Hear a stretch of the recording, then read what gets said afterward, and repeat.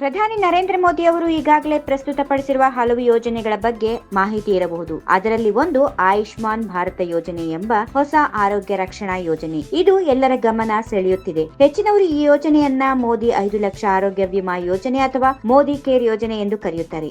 ಇತ್ತೀಚೆಗೆ ಆಯುಷ್ಮಾನ್ ಭಾರತ್ ಯೋಜನೆ ಹಾಗೂ ರಾಷ್ಟ್ರೀಯ ಆರೋಗ್ಯ ರಕ್ಷಣಾ ಯೋಜನೆಗಳ ಬಗ್ಗೆ ಸಾಕಷ್ಟು ತಿಳಿದಿದ್ದೇವೆ. ಈಗ ಆಯುಷ್ಮಾನ್ ಭಾರತ ಯೋಜನೆ ವಾಸ್ತವವಾಗಿ 2 ಭಿನ್ನವಾದ ಯೋಜನೆಗಳ ಸಂಯೋಜನೆಯಾಗಿದೆ. ಒಂದು 5 ಲಕ್ಷ ರೂಪಾಯಿ ಆರೋಗ್ಯ ವಿಮಾ ಯೋಜನೆ, 2 ಆರೋಗ್ಯ ಮತ್ತು ನೆಮ್ಮದಿ ಕೇಂದ್ರಗಳ ಸ್ಥಾಪನೆ. ಈ ಯೋಜನೆಯ ವಿವರಗಳನ್ನ ಅರಿಯುವ ಮುನ್ನ ಕೆಲವು ಅನುಮಾನಗಳನ್ನ ಪರಿಹರಿಸಿಕೊಳ್ಳೋಣ. ಅದೇನಪ್ಪಾ ಅಂದ್ರೆ, ಪ್ರಸ್ತುತ ಈ ಯೋಜನೆ ಕೆಲವಾರು ಹೆಸರುಗಳ ಮೂಲಕ ಜಾರಿಯಲ್ಲಿದೆ. ಅವೆಂದರೆ ರಾಷ್ಟ್ರೀಯ ಆರೋಗ್ಯ ರಕ್ಷಣಾ ಯೋಜನೆ, ಮೋದಿ ಸ್ವಾಸ್ಥ್ಯ ವಿಮಾ ಯೋಜನೆ, ಮೋದಿ ಆರೋಗ್ಯ ವಿಮಾ ಯೋಜನೆ ಹಾಗೂ ಮೋದಿ ಕೇರ್ ಯೋಜನೆ. ಈಗ ಈ ಎಲ್ಲಾ ಯೋಜನೆಗಳನ್ನ ಜಂಟಿಯಾಗಿ ರಾಷ್ಟ್ರೀಯ ವಿಮಾ ಯೋಜನೆ ಎಂಬ ಒಂದೇ ಹೆಸರಿನಲ್ಲಿ ಪ್ರಸ್ತುತ ಪಡಿಸಲಾಗುತ್ತಿದೆ. ಈ ವಿಷಯವನ್ನ ಇತ್ತೀಚೆಗೆ ಮಂಡಿಸಲಾದ ಬಜೆಟ್ ನಲ್ಲಿ ಅಂದ್ರೆ 2018 ಹಾಗೂ 19ರಲ್ಲಿ ಪ್ರಕಟಿಸಲಾಗಿದೆ. ಹಾಗೂ ಈ ಯೋಜನೆಯ ಫಲಾನುಭವಿಗಳಿಗೆ 5 ಲಕ್ಷ ರೂಪಾಯಿಗಳನ್ನು ಒದಗಿಸಲಾಗುತ್ತದೆ. ಸ್ವಂತ ಮನೆ ಕಟ್ಟುವುದು ಈಗ ಸುಲಭವಾಗಿದೆ. ಇಲ್ಲಿವೆ ವಿವಿಧ ಬಗೆಯ ಗೃಹ ಸಾಲ ಸೌಲಭ್ಯಗಳು. ಈ ಯೋಜನೆಗೆ ಯಾರು ಅರ್ಹರು ಎಂಬುದನ್ನು ಲಿಖಿತ ರೂಪದಲ್ಲಿ ಇನ್ನೂ ಒದಗಿಸಲಾಗಿಲ್ಲ. ಆದರೆ ವಿತ್ತ ಮಂತ್ರಿಗಳ ಭಾಷಣದಲ್ಲಿ ನೀಡಲಾಗಿರುವ ವಿವರಗಳ ಪ್ರಕಾರ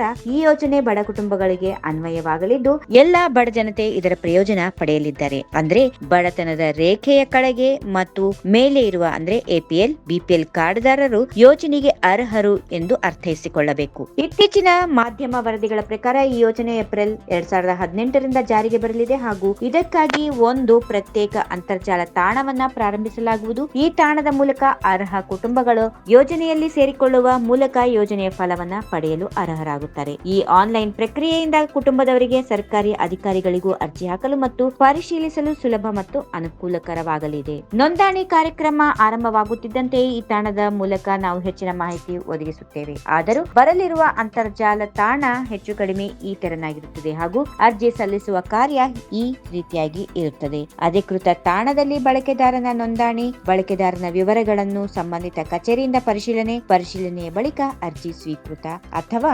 ತಿರಸ್ಕೃತಗೊಳ್ಳುವಿಕೆ, ಸ್ವೀಕೃತ ಅರ್ಜಿಗಳ ಪಟ್ಟಿ ಬಿಡುಗಡೆ ಹಾಗೂ ಯೋಜನೆಯಲ್ಲಿ ದಾಖಲು ಪ್ರಕ್ರಿಯೆ. ಇನ್ನು ಮೊದಲು ಅಧಿಕೃತ ಅಂತರ್ಜಾಲ ತಾಣವನ್ನ ಸಂಪರ್ಕಿಸಿ ಆನ್ಲೈನ್ ದಾಖಲಾತಿ ಕೊಂಡಿಯನ್ನ ಅಂದ್ರೆ ಆನ್ಲೈನ್ ರಿಜಿಸ್ಟ್ರೇಷನ್ ಕ್ಲಿಕ್ ಮಾಡಬೇಕು. ಅಗತ್ಯವಿರುವ ಎಲ್ಲಾ ಮಾಹಿತಿಗಳನ್ನ ತಪ್ಪಿಲ್ಲದೆ ದಾಖಲಿಸಿ ಪೂರ್ಣವಾದ ಬಳಿಕ ಅರ್ಜಿಯನ್ನ ಸಲ್ಲಿಸಿ ಅಂದ್ರೆ ಸಬ್ಮಿಟ್ ಮಾಡಿ ಅಂತರ್ಜಾಲ ತಾಣದಲ್ಲಿ ರಚನೆಗೊಂಡ ಅರ್ಜಿ ಸಂಖ್ಯೆ ಅಥವಾ ಉಲ್ಲೇಖ ಸಂಖ್ಯೆಯನ್ನ ತಪ್ಪಿಲ್ಲದೆ ಬರೆದಿಟ್ಟುಕೊಳ್ಬೇಕು ಹಾಗೂ ಕಂಪ್ಯೂಟರ್ ನಿಮ್ಮದೇ ಆಗಿದ್ರೆ ಕಡತವೊಂದರಲ್ಲಿ ದಾಖಲಿಸಿಟ್ಟುಕೊಂಡಿರಬೇಕು.